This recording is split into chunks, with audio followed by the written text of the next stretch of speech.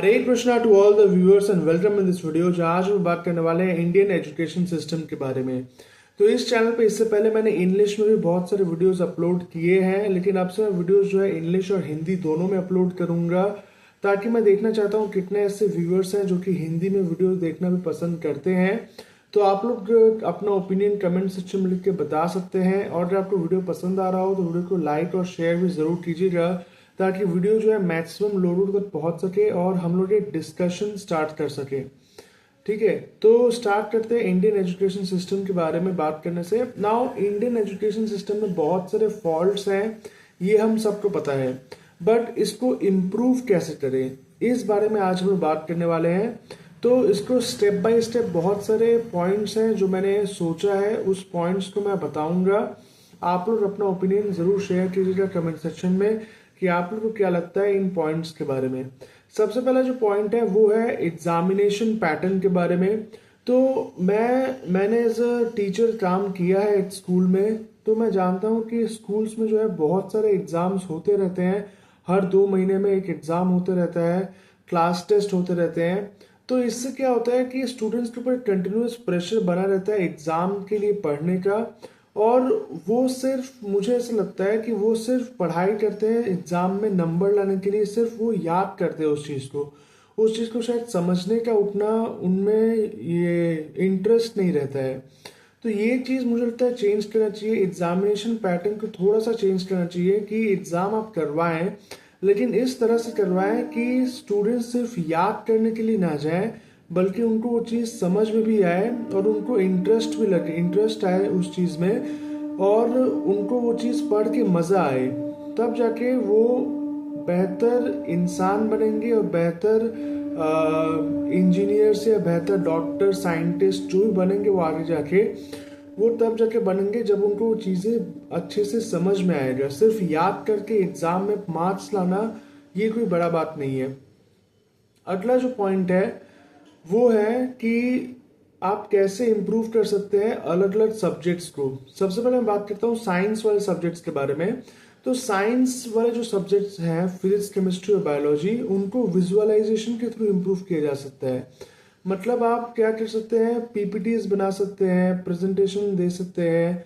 उसके अलावा थोड़ा या फिजिक्स के कॉन्सेप्ट्स को विजुअलाइज करा सकते हैं कि कैसे ये काम करता है, कैसे नहीं करता है। बहुत सारे ऐसे टीचर्स हैं जो ऐसा करते हैं। तो उस चीज को एक मास लेवल पे करना बहुत जरूरी है। एच.सी. वर्मा सर हैं फिजिक्स के, जो कि काफी सारे टीचर्स को ट्रेन भी करते हैं कि कैसे हम इस चीज को इम्प्लीमेंट कर सकते हैं एक बड़े लेवल पे। तो इस चीज को इम्प्लीमेंट करना बहुत जरूरी है सभी स्कूल्स के लिए, कि फिजिक्स के जो कॉन्सेप्ट्स हैं स्पेशली, उसको आप इस तरह से समझाएं कि वो उसको विजुअलाइज कर पाए।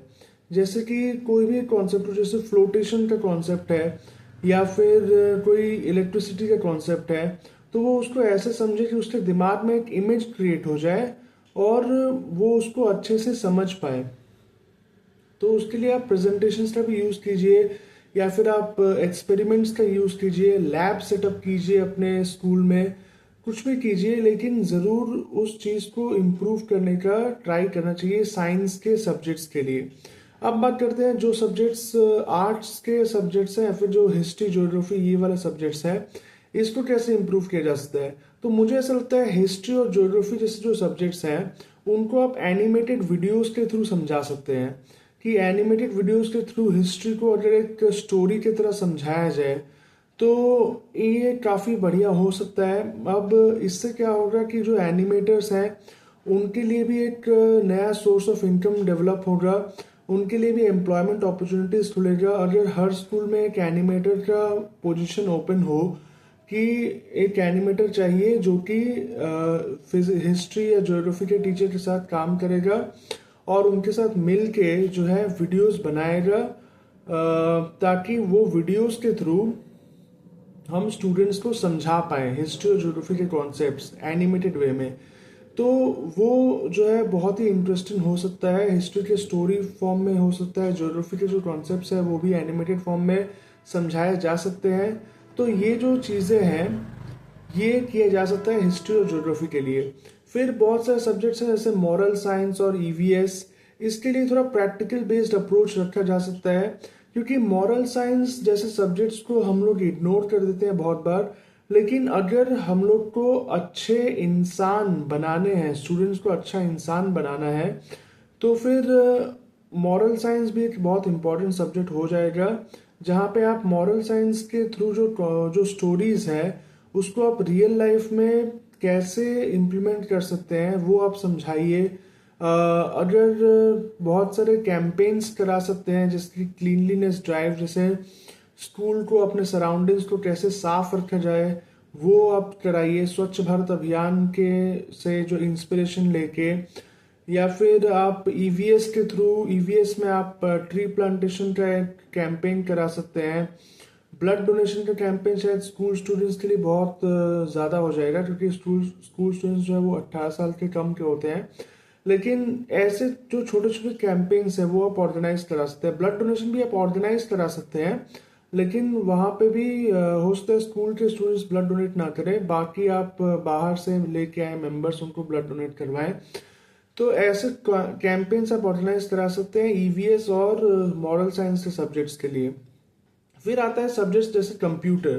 तो कंप्यूटर के लिए क्या होता है, बहुत सारे स्कूल्स में कंप्यूटर लैब जो होता है वही सही नहीं होता है। मतलब वहाँ पे ज़्यादा से ज़्यादा 2 या 3 कंप्यूटर होता है, और स्टूडेंट्स जो है वो कम से कम 15 या 20 स्टूडेंट अगर हैं और कंप्यूटर आपके पास सिर्फ 2 या 3 है, तो कोई स्टूडेंट कैसे सीखेगा उस लैब में। मान लीजिए आपका 40 मिनट का एक क्लास है और वहाँ पे आपके पास 10 स्टूडेंट हैं।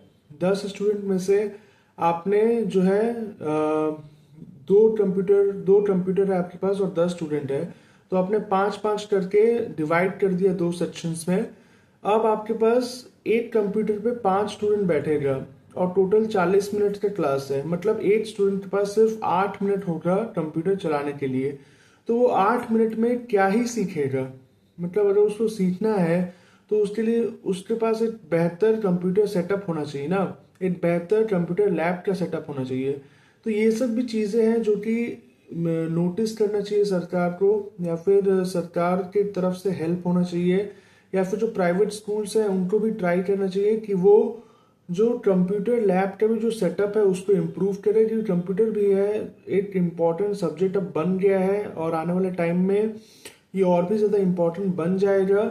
तो इस सब्जेक्ट को भी आप इग्नोर नहीं कर सकते, इसके लिए भी आपको अच्छे लैब सेटअप करना पड़ेगा ताकि स्टूडेंट्स जो है कुछ सीख सकें। तो ये था ओवरऑल कुछ पॉइंट्स जो कि मैंने रखा आपके सामने। आप लोग का क्या ओपिनियन है आप लोग बताइएगा। Thank you for watching this video till the end. Stay safe and be happy. Hare Krishna.